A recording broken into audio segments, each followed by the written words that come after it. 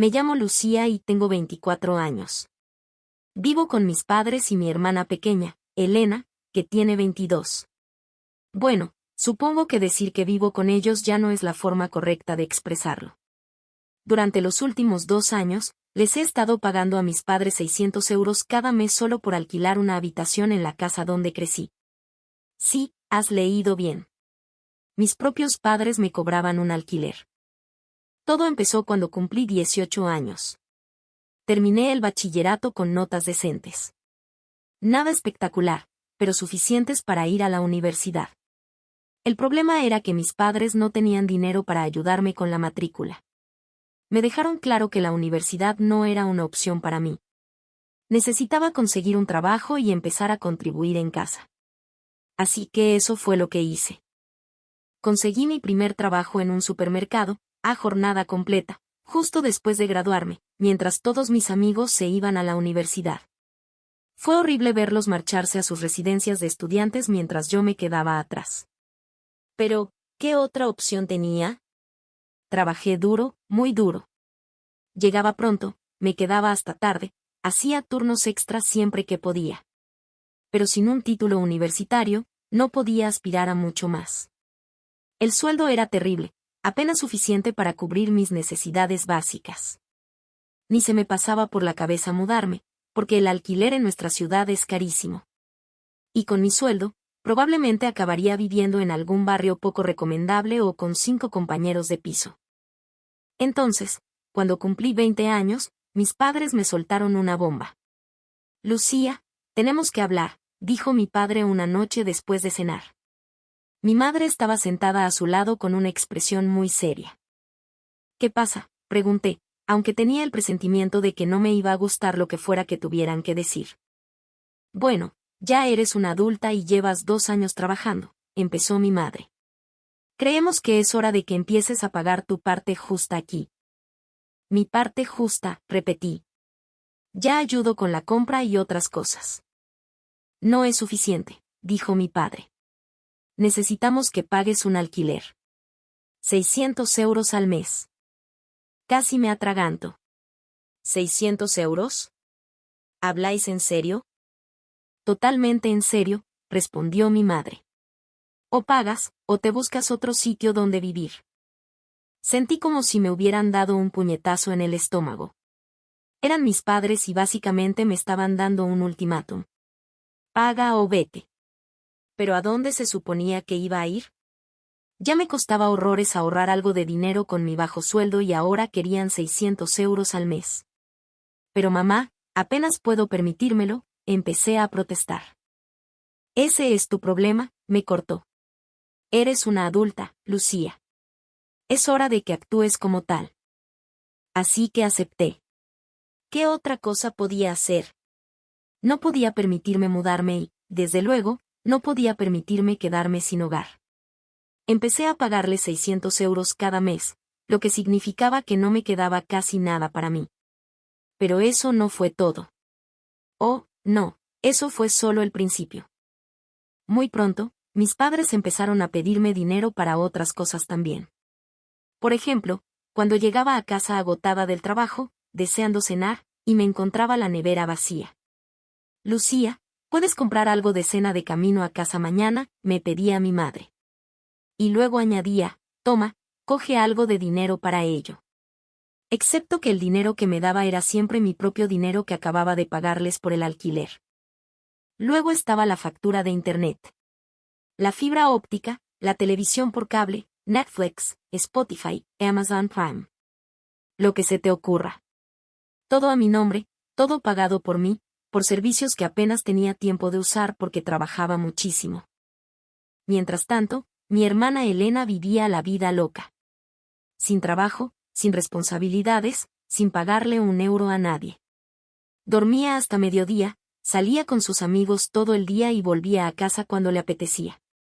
Y cuando finalmente me harté y le pregunté a mi madre al respecto, su respuesta me dio ganas de gritar. Elena todavía se está encontrando a sí misma, Lucía. Aún no ha encontrado su lugar en la vida como tú. Tú tienes una vida estable, pero Elena necesita nuestro apoyo ahora mismo. Estable. Quise reírme. Trabajar en un empleo sin futuro y pagarles el alquiler a mis padres sin que me quedara dinero para nada más era su definición de estable. ¿Pero por qué yo tengo que pagar alquiler y ella no?, pregunté. Porque tú tienes un trabajo y un sueldo, dijo mi madre como si fuera la cosa más obvia del mundo. Elena todavía está viendo qué hacer. Me mordí la lengua y no dije lo que realmente quería decir, que quizás si dejaran de consentirla y la obligaran a buscar trabajo, Elena vería qué hacer muy rápido. Pero sabía que no tenía sentido discutir. La peor parte fue cómo me trataron cuando me puse enferma. El mes pasado, cogí una infección de oído muy fuerte. Otitis media, lo llamó el médico. Tenía un dolor agudo, apenas oía por el oído izquierdo y me sentía mareada todo el tiempo. Cuando le conté a mi familia lo que me pasaba, actuaron como si tuviera la peste. Me obligaron a ponerme una mascarilla cuando salía de mi habitación. Intenté explicarles que no era contagioso, que era una infección de oído, no un resfriado o una gripe, pero no quisieron escuchar. Así que ahí estaba yo, hecha un trapo, llevando una mascarilla en mi propia casa y teniendo que cocinar mis propias comidas por separado porque tenían demasiado miedo de estar cerca de mí. Elena ni siquiera me miraba, y mi padre prácticamente salía corriendo cuando me veía venir. Nadie me preguntó cómo me sentía. Nadie me trajo una sopa o un medicamento. A nadie le importó si mejoraba. Solo querían que me mantuviera alejada de ellos hasta que estuviera completamente sana de nuevo. Tuve que faltar al trabajo porque apenas podía mantenerme en pie, lo que significó menos dinero. Tuve que gastar los pocos ahorros que tenía en medicinas, ya que no podía permitirme un seguro médico privado. Esto significó que ese mes pagué el alquiler con una semana de retraso. Cuando finalmente le di el dinero a mi madre, me miró con una expresión gélida. Esto es un retraso considerable, Lucía. Ahora nos debe 700 euros. La miré en estado de shock. ¿700 euros? Son 100 euros de recargo por una semana. Ni los usureros tienen intereses tan altos. Esos son tus problemas, Lucía, respondió sin inmutarse. Tienes que pagar siempre a tiempo. Una multa elevada te motivará a no saltarte el próximo pago. Así aprenderás a planificar tu presupuesto. Quise recordarle que tuve que gastar dinero en medicinas porque no tenía para un seguro. Quise decirle que cuando informé a mi familia de que tenía otitis, nadie me tomó en serio. Nadie me cuidó. A nadie le interesó siquiera mi bienestar. En lugar de eso, me trataron como a una apestada y me hicieron comer sola en mi habitación. Pero simplemente le entregué los 100 euros extra. Empecé a pensar en compartir piso con alguien. Pregunté a amigos y compañeros de trabajo si necesitaban un compañero para dividir los gastos del alquiler. Incluso miré las opciones más baratas, aunque estuvieran en la otra punta de la ciudad, pero seguían siendo demasiado caras para mí. Entonces, un día después del trabajo, paré en la gasolinera como siempre para tomar algo.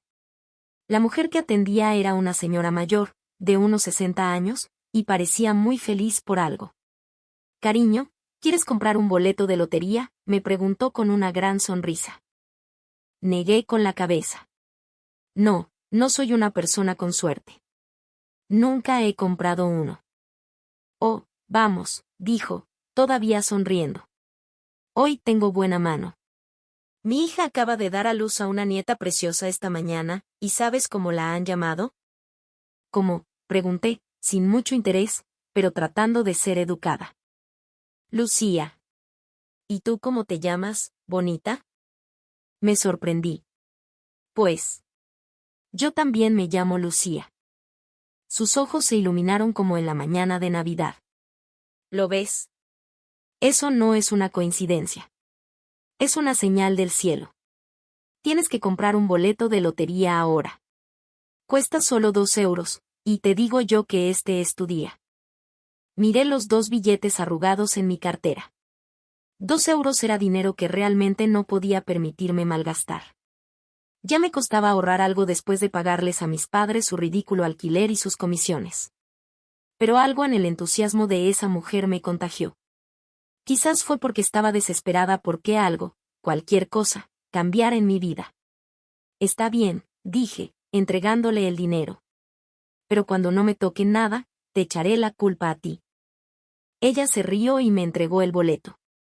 No te preocupes, cariño. Vas a ganar 1.000.000 de euros. Lo presiento. Metí el boleto en el bolso y me olvidé por completo de él. Pasaron 2 semanas y yo seguía lidiando con la basura de siempre en casa.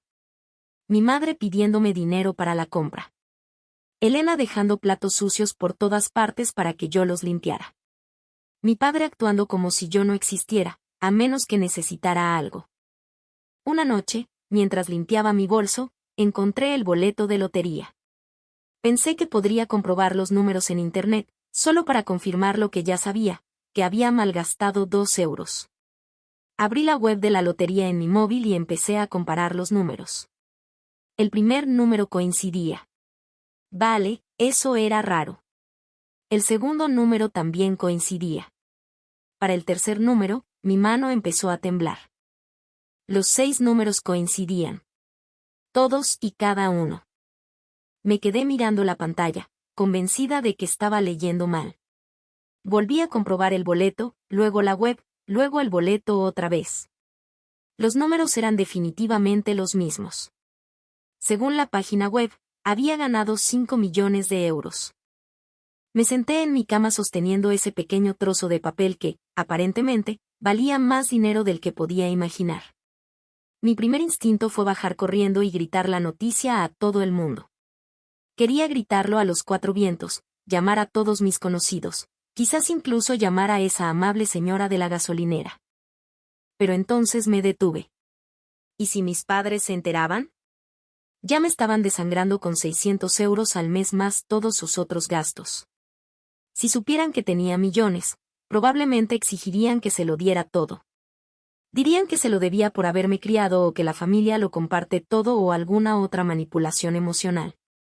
De ninguna manera. No iba a contarle esto a nadie. Todavía no. Pasé las siguientes horas en mi portátil investigando qué deben hacer los ganadores de la lotería. Todos los artículos decían lo mismo: no gastes el dinero en estupideces, no compres artículos de lujo de inmediato y, definitivamente, no le cuentes a la gente que has ganado. Aparentemente, muchos ganadores de la lotería se arruinan porque toman decisiones tontas o porque la gente sale de debajo de las piedras pidiendo dinero. Los artículos también recomendaban conseguir un asesor financiero. Así que eso hice. Encontré uno especializado en ganadores de lotería y concerté una cita para el día siguiente. El asesor financiero, el señor Morales, era un hombre tranquilo y profesional que ni siquiera pareció sorprendido cuando le dije que había ganado 5 millones. Me explicó todos los asuntos fiscales que tendría que afrontar, que eran mucho más complicados de lo que esperaba. Después de los impuestos estatales y todas las demás tasas, me quedaría con unos 2,8 millones de euros. Seguía siendo mucho dinero, obviamente, pero no tanto como había pensado al principio. Mi consejo, dijo el señor Morales, es que seas muy cuidadosa con cómo manejas esto. No hagas ninguna compra importante de inmediato. No se lo digas a nadie a menos que sea absolutamente necesario. Y hagas lo que hagas, no dejes que nadie te presione para que les des dinero solo porque ahora lo tienes. Esa última parte realmente me tocó la fibra sensible, dada mi situación actual. Abrí una nueva cuenta bancaria en un banco completamente diferente, uno del que mis padres nunca habían oído hablar. No quería que se enteraran accidentalmente del dinero si veían un extracto bancario o algo así. Durante la semana siguiente, empecé a buscar pisos en otra parte de la ciudad. Nada demasiado lujoso. El señor Morales me había advertido sobre dejarme llevar, pero algo agradable y limpio en un barrio seguro. Encontré un apartamento perfecto de un dormitorio a unos 20 minutos de mi antiguo trabajo. Empecé a sacar mis cosas de casa de mis padres poco a poco. Unas cuantas cosas por aquí y por allá, nada demasiado obvio. Me llevaba una bolsa de ropa al trabajo y la dejaba en el nuevo piso durante mi hora de comer. Finalmente, después de una semana sacando cosas a escondidas, mi habitación estaba casi vacía. Aún así, nadie dijo nada. Nadie preguntó dónde habían ido mis cosas, por qué mi habitación se veía diferente, nada. Era como si apenas supieran que existía, excepto cuando necesitaban dinero. Entonces llegó el día en que decidí dar el paso. En lugar de ir a casa después del trabajo, fui directamente a mi nuevo apartamento. Por fin era libre. Esa primera noche en mi nuevo piso fue increíble. Me senté en mi sofá, mi propio sofá, en mi propia casa, y simplemente disfruté del silencio. Sin Elena con la música a todo volumen. Sin mi padre gritándole a la televisión. Sin mi madre pidiéndome dinero cada 5 minutos. Solo paz. Sobre las 8 de la tarde, mi móvil vibró con un mensaje de mi madre: no hay comida en casa. Cómpranos nuestros platos favoritos de un restaurante italiano. Me quedé mirando ese mensaje durante un buen rato. Durante 2 años, había estado recibiendo mensajes como este constantemente. Deja todo y cómpranos comida. Paga esta suscripción. Cubre esa factura. Siempre exigencias, nunca peticiones, y desde luego nunca un por favor o un gracias. Sonreí y respondí: me he mudado de vuestra casa. Ya no os pagaré el alquiler de la habitación. Internet y todas las demás suscripciones asociadas a mi nombre se cancelarán en 24 horas. Le di a enviar e inmediatamente puse el móvil en silencio. En cuestión de minutos, mi teléfono se iluminó con llamadas de mi madre. Las dejé ir todas al buzón de voz. Después de la 10ª llamada, finalmente respondí. Lucía, gritó mi madre tan fuerte que tuve que alejar el teléfono de mi oreja.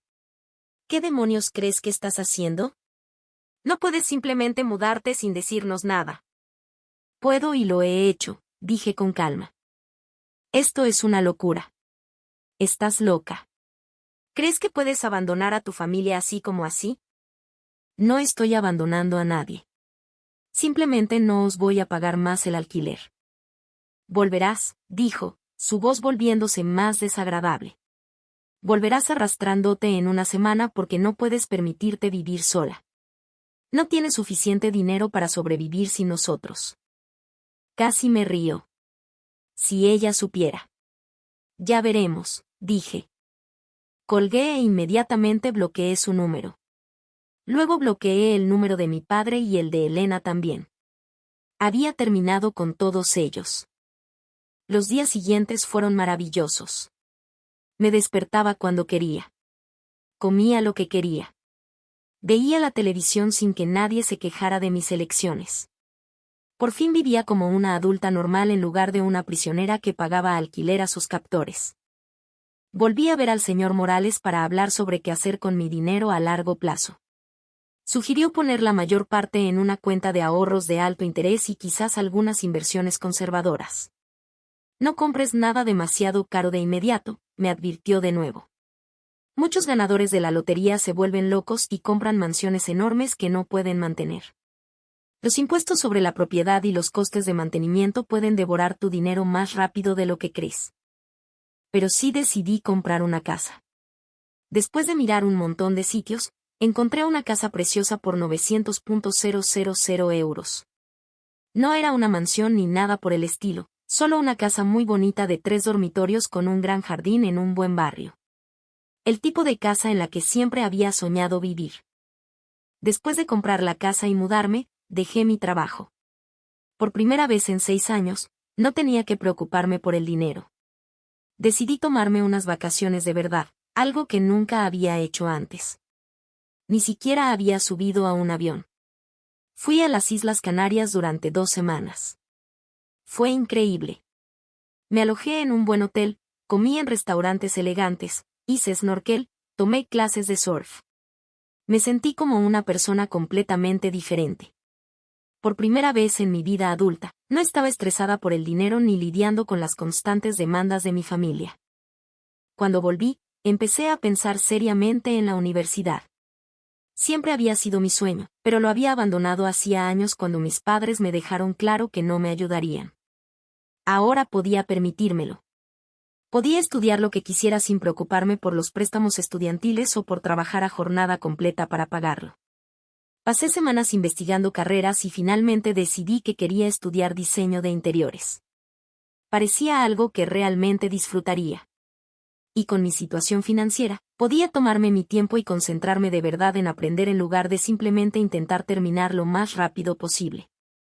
Pasaron 6 meses. 6 meses de paz, de libertad, de disfrutar realmente de mi vida por una vez. Estaba matriculada en la universidad y me encantaba cada minuto. Entonces, un día, estaba relajándome en mi salón cuando sonó el timbre. Miré por la mirilla y se me cayó el alma a los pies. Mi madre, mi padre y Elena estaban en mi porche. No tenía ni idea de cómo habían encontrado mi dirección. Había sido tan cuidadosa de no decirle a nadie dónde vivía. Debieron de preguntar por ahí, quizás se enteraron por amigos comunes o algo así. Abrí la puerta y pude ver la conmoción en sus caras mientras miraban mi casa. Tenían los ojos como platos, asimilando el bonito jardín, la elegante puerta de entrada, las ventanas de aspecto caro. Lucía, dijo mi padre, con la voz extraña y forzada. Tenemos que hablar. Me crucé de brazos.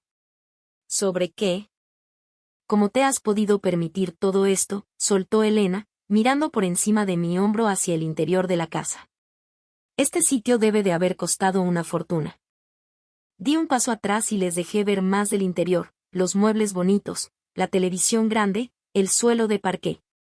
Vi cómo sus expresiones cambiaban de la conmoción a la confusión y a algo que parecía casi miedo. Gané la lotería, dije simplemente. Por un momento, nadie dijo nada.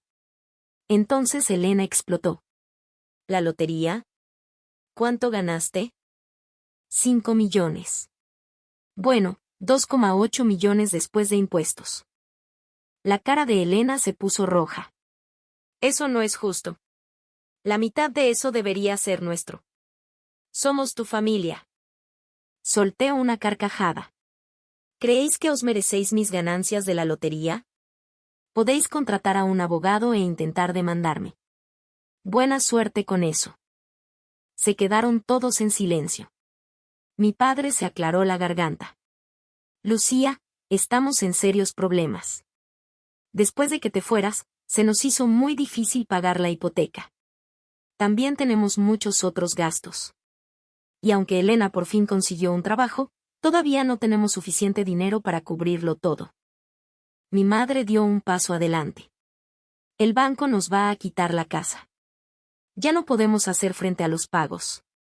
Hizo una pausa, pareciendo avergonzada pero decidida. Hemos decidido mudarnos contigo, como una familia. Aquí hay mucho sitio para todos. Los miré fijamente durante un largo momento, y luego sonreí. Claro, dije. Cada uno de vosotros me paga 1,000 euros al mes de alquiler, más un recargo de 100 euros por cada semana que os retraséis en el pago. La expresión de sus caras no tuvo precio. Los tres se quedaron allí con la boca abierta, como si no pudieran creer lo que acababa de decir. Elena fue la primera en perder los estribos. Esto es una locura. No puedes cobrarle alquiler a tu propia familia. Eso no es normal. No es normal, me reí. ¿En serio? Porque a vosotros os pareció perfectamente normal cuando me lo cobrabais a mí. Eso era diferente, espetó mi madre. Tú vivías en nuestra casa. ¿Y ahora queréis vivir en mi casa? ¿Cuál es la diferencia? La diferencia es que somos tus padres, dijo mi padre, subiendo el tono. Y ella es tu hermana. La familia no le cobra a la familia. Qué curioso cómo esa regla solo se aplica cuando sois vosotros los que necesitáis ayuda, dije. ¿Dónde estaba toda esa lealtad familiar cuando estaba enferma y me obligasteis a llevar mascarilla y a comer sola? ¿Dónde estaba cuando me cobrasteis un recargo de 100 euros por pagar el alquiler una semana tarde porque tuve que comprar medicinas? Todos empezaron a hablar a la vez, gritando sobre lo cruel y desalmada que estaba siendo, que esa no era la persona que se suponía que debía ser. Elena gritaba que me estaba vengando de ellos, que era una persona horrible. Esto no es venganza, dije cuando por fin dejaron de gritar. Esto es justicia. Os estoy tratando exactamente como me tratasteis a mí. Mi madre intentó un enfoque diferente. Lucía, por favor. Te criamos. Te dimos de comer. Te pusimos un techo sobre la cabeza durante 18 años. ¿No cuenta eso para algo? Habría contado para algo si hubierais seguido tratándome como familia después de cumplir los 18. Pero en lugar de eso, me convertisteis en una inquilina, en una fuente de ingresos. Así que así es como os trato yo ahora. Si no nos dejas mudarnos, lo perderemos todo, dijo mi padre desesperadamente. Nos quedaremos sin hogar. Entonces supongo que ya os las arreglaréis, igual que esperabais que yo me las arreglara cuando me disteis ese ultimátum hace 4 años. La cara de mi madre se crispó en una mueca fea. Bien. ¿Quieres ser egoísta? Me aseguraré de que todo el mundo sepa qué clase de hija eres en realidad. Todos nuestros parientes, todos nuestros amigos, todo el mundo sabrá que abandonaste a tu familia cuando más te necesitábamos. Me encogí de hombros. Adelante, contádselo a quien queráis. Realmente ya no me importa. Y lo decía en serio. Por primera vez en mi vida, de verdad no me importaba lo que pensaran o lo que le dijeran a la gente sobre mí. Su opinión ya no significaba nada para mí. Se fueron después de eso, todavía discutiendo y quejándose. Pero se fueron. Los vi caminar hacia su viejo y destartalado coche y marcharse. Luego cerré la puerta y volví a mi vida. Un mes después, me enteré por un amigo en común de que habían perdido la casa. El banco la había embargado, tal y como habían dicho que pasaría. Al parecer, ahora vivían en un apartamento minúsculo en la otra punta de la ciudad, y los 3 habían tenido que conseguir trabajos a jornada completa para llegar a fin de mes. Me sentí mal durante unos 5 segundos, luego recordé cómo me habían tratado durante años, y el sentimiento se pasó. Más parientes empezaron a llamarme después de eso, tratando de hacerme sentir culpable para que ayudara a mis padres y a Elena. Decían cosas como, pero son tu familia y ahora tienes mucho dinero. ¿Por qué no puedes compartirlo? Cada vez que alguien sacaba el tema, los cortaba de inmediato. No me interesa discutir esto, decía. Y luego cambiaba de tema o colgaba si seguían insistiendo. Con el tiempo, la gente dejó de llamar por eso. Supongo que se dieron cuenta de que no iba a cambiar de opinión. Mientras tanto, mi vida seguía mejorando. La universidad era increíble. Estudiaba diseño de interiores a tiempo completo y me encantaba. Mis profesores eran geniales, mis compañeros de clase eran majos y, por primera vez, podía concentrarme completamente en aprender en lugar de preocuparme por pagar facturas. También empecé a hacer trabajo voluntario en mi tiempo libre. Ayudaba en un refugio para personas sin hogar los fines de semana, servía comidas y clasificaba donaciones. Sentaba bien ayudar a personas que realmente lo necesitaban, personas que estaban agradecidas por la ayuda en lugar de exigirla como si la merecieran. También empecé a apoyar a varias fundaciones benéficas. Nada exagerado, pero podía permitirme donar dinero a causas que me importaban, refugios de animales, programas que ayudaban a jóvenes a ir a la universidad, organizaciones que proporcionaban atención médica gratuita a personas que no podían permitírsela. Era extraño lo mucho mejor que sentaba dar dinero a extraños que lo necesitaban que lo que nunca sentó dar dinero a mi familia que simplemente lo exigía. A veces me pregunto si estoy siendo demasiado dura. Quizás debería haberles ayudado, al menos un poco. Después de todo, eran mi familia. Pero entonces recuerdo cómo me trataron cuando estaba enferma. Cómo me cobraron esa ridícula multa por retraso. Cómo nunca me preguntaron si estaba bien o si necesitaba algo. Cómo hicieron que la comodidad de Elena fuera más importante que mi dignidad básica. Y recuerdo que no me querían a mí. Querían mi dinero. La única vez que aparecieron en mi puerta fue cuando necesitaron algo de mí. Si nunca hubiera ganado la lotería, probablemente habrían estado perfectamente felices de seguir desangrándome por el resto de mi vida. La verdadera familia no se trata así. La verdadera familia se cuida, se apoya, no se explota mutuamente por dinero. Estaba mejor sin ellos. Hoy en día, soy más feliz de lo que he sido nunca. Estoy en mi 3er año de universidad, saco muy buenas notas y amo lo que estudio. He hecho amigos de verdad, del tipo que se preocupan por mí como persona en lugar de por lo que puedo hacer por ellos. Me he comprado una casa modesta que puedo mantener sin problemas. Viajo cuando quiero. Hago voluntariado regularmente y dono a causas en las que creo. estoy viviendo la vida que siempre soñé. La vida que nunca pensé que podría tener.